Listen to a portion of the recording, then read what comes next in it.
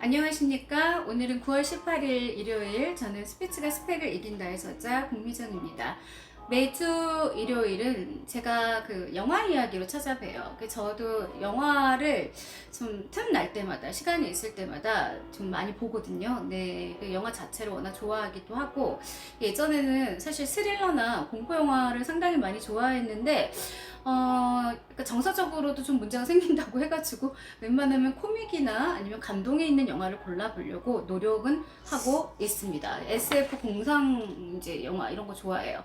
그래서 오늘 이제 보신 분들도 계실 텐데 전해드릴 영화는 Shape of Water. 예, Shape of Water. The Shape of Water는 90회 아카데미상 시상식에서 당당 최우수 작품상을 수상했어요. 굉장히 흥미롭고 재미있게 봤던 영화였는데 리얼리티는 별로 없어도 대단히 흥미로운 이야기가 다이내믹하게 스크린을 장식합니다.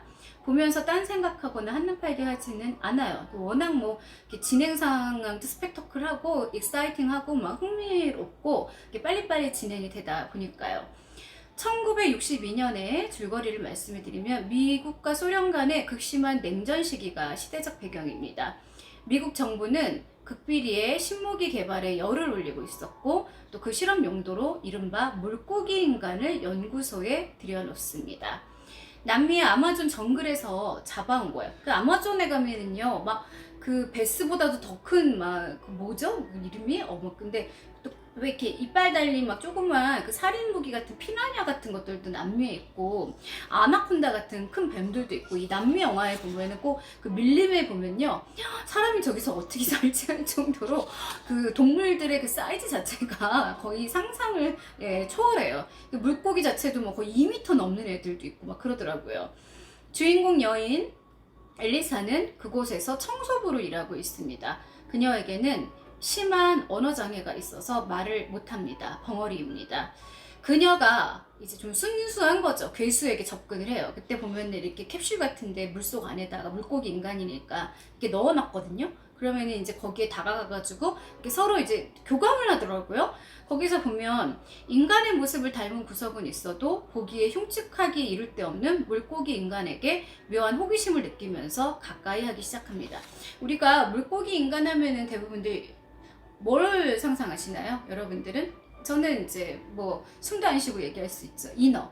며칠 전에도 그 이너에 관한 영화를 봤어요. 그런데 좀 약간 공포 영화였거든요. 나중에 정신과 의사가 그 이제 바다에서 잡혀가지고 인간한테 해를 당한 이너를 그 연구소 병동에 데리고 와가지고 그 이너를 관찰하는데 그 이너가 그러니까 이제 다 거의 여자잖아요. 아리따운 여인이고 또 밑에는 이제 물고기고 그리고 거기서 보면은 나중에 그 이제 그 물고기 그 하반신을 잃었는데 거기서 이렇게 죽지 않고 고치 모양의 이렇게 가 생기면서 다리가 나오더라고요. 그러면서 그 물속에서 이제 숨을 안 쉬어도 되는 이제 그런 상황이었었는데 인어는 옛날부터 그 어부들이 그 인어의 그 막 미모에 홀려가지고 막 바닷속에 많이 빠져 죽기도 했었고 인어가 또 어떤 그 영화에서 보면은 생각보다 되게 잔인해가지고 그리고 그 사람들이 해치는 그런 것도 봤었고 그리고 목소리로 이렇게 막 이렇게 노래를 하는데 되게 많이 이렇게 그 사람을 유혹하는 그런 아주 천상의 목소리를 가졌다고 해요. 그리고 무엇보다도 이제 인어 같은 경우는 요즘에도 뭐 인어를 봤다. 실제로 뭐 나타났다 뭐 이런 그 유튜브 동영상도 있고 요번에 보셨어요? 저도 그거는 좀 약간 감이 안 잡히던데 어떤 여성 두 분이 그 한강대교 쪽에서 찍은 건데 그 한강 쪽에서 정말 이렇게 괴물처럼 이렇게 내려오는 그 장면 보셨죠? 그랬더니 사람들은 그게 부유물이다 앞에 오리가 끌고 가고 있다 해가지고 막 의견이 이제 다양했었는데 이거 진짜 영화 괴물을 찍는 거 아니야? 하고 그럴 정도로 되게 흥미로웠던 그런 그 화면이었었어요. 유튜브 들어가서 보시면 한강 괴물 이렇게 치시면 나올 거예요. 예. 가끔은 뭐 민물에서 장어 같은 경우도 어마무지한 크기를 자랑할 때가 있잖아요. 제가 이제 인어공주는 디즈니에서 만든 인어공주를 너무 슬프게 봤거든요. 나중에 그 왕자를 사랑하지만 그 얘기를 못해가지고 그 물거품이 되는 그 인어를 보면서 아 이게 되게 아름다운 그 동화가 아니라 되게 잔혹 동화구나 이제 이런 생각을 한 적이 있었거든요. 아 이게 웬만하면 살려주지 그리고 사랑이 이루어지게 해주지 왜 저러는 거야 하고 좀 약간 동심에 상처를 입었던 그런 기억이 있습니다. 우리가 살면서 보다 보면은 세상은 굉장히 넓고 어떻게 보면은요 우리가 알지 못하는 그런 일들도 많을 것 같아요. 뭐 그 심해 같은 데 가면은요 진짜 괴물들이 살고 있대잖아요. 그 아주 깊숙한 정말 다이버들도 들어가지 못하는 그런 곳에 살고 있는 그 심해 생물체들 그러니까 어마무지하죠. 그리고 네스호 기억나시죠? 그 네스호에 괴물이 살고 있다 본 사람들도 있다고 하는데 아직까지는 또 백두산에도 있다 뭐 이런 얘기 들었었어요. 자 거기서 보면요 물고기 인간에게 이제 묘한 그 호기심을 느껴요, 엘리사가. 그래서 이제 가까이 하기 시작하는데, 연구소에는 기세등등하고 악랄한 보안 책임자가 있습니다. 어디 가든 감시의 눈초리가 있죠.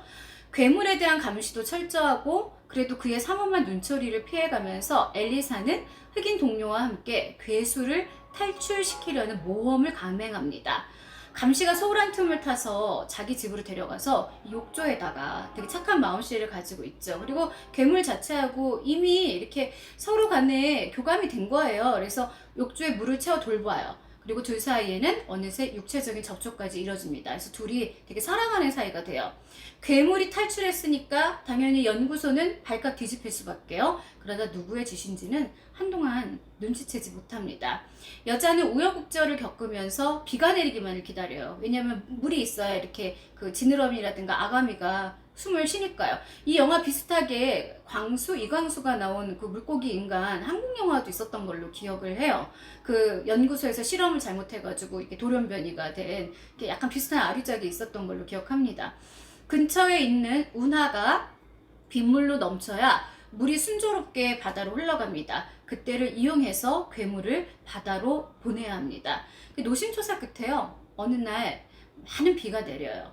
운하는 물이 넘치게 불어나고요. 이 틈을 타서 여자는 아버지와 친구 등의 도움을 받으며 물고기 인간을 그곳으로 옮기게 되죠. 괴수가 물에 뛰어내리려는 순간 추격팀이 도착합니다. 이성을 잃고 날뛰는 보안관이 총을 난사하고요. 총탄에 맞은 물고기 인간을 껴안은 여자가 함께 물속으로 뛰어들어 버려요. 깊은 물속에 잠기면서 둘은 서로 부여잡고 마치 춤을 추듯 유유히 헤엄칩니다. 그저 잘 되기를 바랄 뿐 그들이 어찌 될지는 아무도 모릅니다. 열린 결말로 맺어졌어요.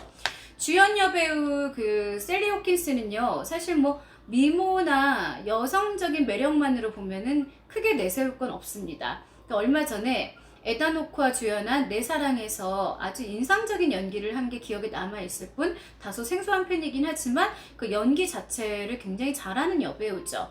역시 이 영화에서의 훌륭한 연기로 아카데미 여우주연상의 유력한 후보가 됐었지만 상은 그 3빌보드의 프란시스 맥도먼드 역시 연기의 달인입니다. 맥도먼드에게 돌아갔어요. 90회였죠. 기에르모 델 토로 감독은 좀 희한한 영화를 만드는 그 감독으로 유명하거든요. 헬보이, 퍼시픽 림 등 이색 작품으로 우리에게도 잘 알려진 멕시코계입니다. 기에르모 델 토로. 올해 대망의 그 90회 아카데미상의 감독상을 받았습니다. 제가 이걸 2018년도 3월 19일 날 기재를 블로그에 한 거더라고요. 무려 13개 부문에서 아카데미상 후보에 지명됐으나 4개 수상에 그친 건 다소 초라한 수학입니다. 보안 책임자 역의 마이클 셰넌은 낯익은 얼굴이고 엘리사의 아버지여 리처드 젠킨스와 친구 역인 그 흑인 그 또 연기 정말 잘하죠. 옥타비아 스펜서도 각기 남녀 조연상 후보에 오른 명연기를 보였습니다. 그 리얼리티는 사실 없죠. 우리가 대부분 판타지를 보면은 뭐 아바타 이런 종류들도 보면은 판타지지만 네 그래도 우리 숭고한 사랑의 메시지는 사람들이 다 마음으로 받을 수가 있잖아요. 원제를 이제 우리나라에서 좀 많이 고쳐요. 원래 이제 입맛대로 그 물의 모양을 우리나라에선 사랑의 모양으로 바꾼 건 적절한 듯 합니다. 모양이 없기는 물이나 사랑이나 마찬가지겠죠. 그래서 오늘 제가 쉐이프 오브 워터를 좀 간략하게나마 설명을 해드렸습니다. 요 며칠 정말 이게 9월 중순에 날씨가 맞나 할 정도로 이상기온을 이제 보이고 있어요. 막 낮에 온도가 막 30도씩 올라가고 대단합니다. 왜 그런가 했더니 뭐 이제 지구 온난화, 오염, 그리고 뭐 태풍의 영향 이제 이런 것 때문에 그렇다고 하는데 참 정말 그런 것 같아요. 제가 이렇게 살아보면서 뭐 올해 이건 처음이에요. 최초의 뭐 역사상 뭐 없었던 뭐 이례적인 뭐 이런 단어들을 상당히 많이 쓰는데 이렇게 살면서 우리가 앞을 예측할 수가 없으니까 항상 변수라는 게 있기 때문에 이 날씨조차도 다시 여름 옷을 다 집어넣었었는데 다시 꺼내 입는 그런 상황이 됐고 밖에 나갔는데 다 덥다 하면서 굉장히 괴로워들 하시더라고요. 코로나는 이제 잠시 주춤세를 보이고는 있다곤 하지만 지금 또 계절 독감이 또 다가오고 있고 또 여러 가지 면으로 뭐 물가도 이제 고물가로 막 상승하고 있고 되게 전반적으로 우후죽순 정말 그런 상황이에요. 그렇지만 우리는 어떤 민족입니까? 항상 잘 살아왔었잖아요. 그래서 희망과 용기를 잃지 마시고 그리고 또 꿋꿋하게 다음 주부터는 또 날씨가 원년 기온으로 돌아온다고 하니까 무엇보다도 환절기에 감기 조심하시고 저는 물러가겠습니다. 행복하고 평안한 일요일 보내시고요. 구독과 좋아요 부탁합니다. 지금까지 공유정이었습니다.